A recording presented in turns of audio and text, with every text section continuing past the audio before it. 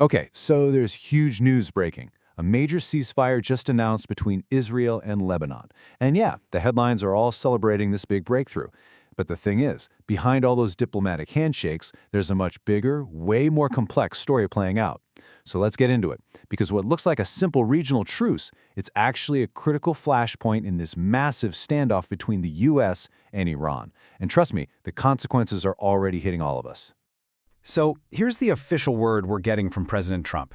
After a ton of intense diplomacy, a 10-day ceasefire is officially on. He's even floating the idea of inviting the leaders of both Israel and Lebanon to the White House. On the surface, this looks great. It seems like a huge step in the right direction, right? But, of course, as is so often the case, that shiny official announcement, it's really just one piece of a much, much bigger and more complicated puzzle. To really get what's going on here, we've got to look way past the headlines. All right, so let's start by breaking this down. First up, we're going to look at this huge contrast between the hope for peace and the really brutal reality of what's happening on the ground. Now, what's really wild here is the history. The big goal is to have the first serious peace negotiations between these two countries in almost 40 years. I mean, think about that. They've already had top-level direct talks in Washington, which is a massive development all by itself. But that hope is immediately smashed up against the staggering number. The Lebanese Health Ministry says the conflict has already killed almost 2,200 people. And that includes hundreds of women, kids, even health workers. Just devastating. And it doesn't stop there. The humanitarian crisis is just massive. We're talking about over 1 million people who've been forced to leave their homes.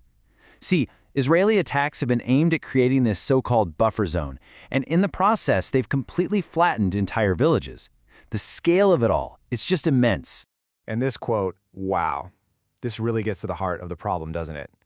Even with a ceasefire supposedly in place, an Israeli security official is on record saying the military has no intention of leaving the territory it just seized.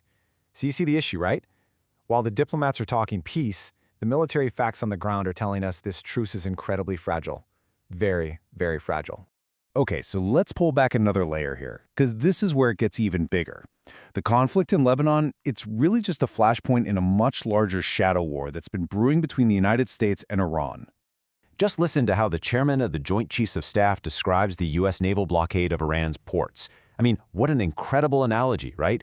It just perfectly captures the power, the precision, and frankly, the immense risk of what they're doing. You've got over 10,000 U.S. troops out there enforcing this blockade, and the goal is to cut Iran off completely.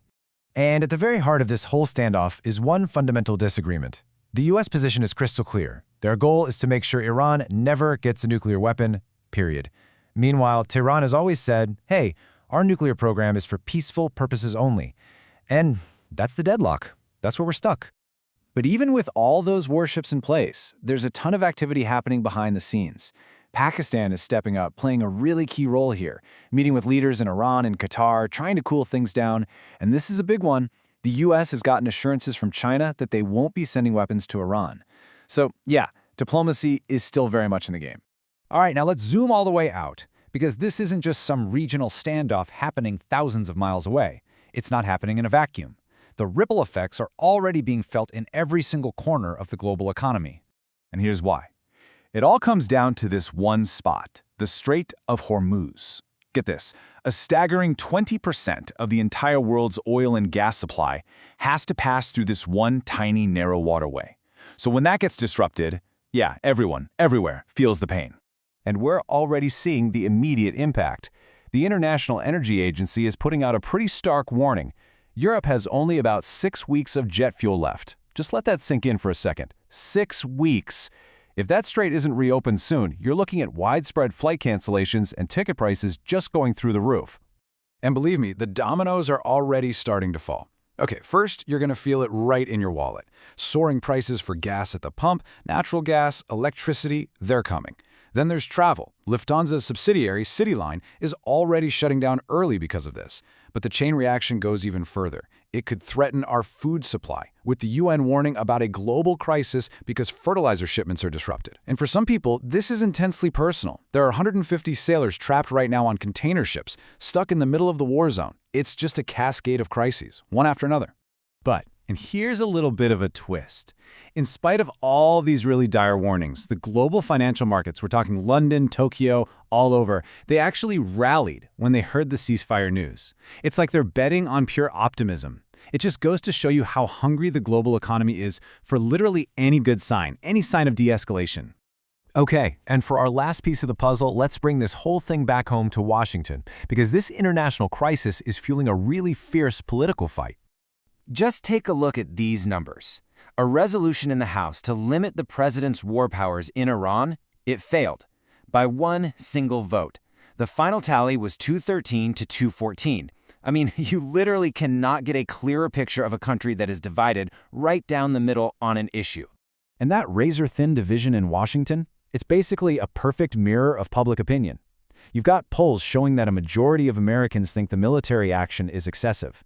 And on top of that, nearly half the country is deeply worried about being able to afford gas in the next few months. So the pressure is really building, from Capitol Hill all the way down to the gas pump. So the big question is, what happens next? Well, this quote from Senator Lindsey Graham pretty much lays out the hardline position in Washington. The message couldn't be clearer. This ceasefire is conditional. It's being used as a tool, as leverage, to demand huge concessions from Iran. This strongly suggests that for a lot of people in power, this truce is just a tactic, not a real turning point. And all of that leaves us with the ultimate question, doesn't it? On one hand, you've got a ceasefire that gave the markets a shot of hope, but it's being totally undermined by what's actually happening on the ground. You've got this huge US-Iran standoff with both guns and diplomats at the ready. And you've got the entire global economy just holding its breath. So what is this? Is this a genuine first step on the path to peace? Or is it just a 10-day pause before a much, much wider war kicks off again?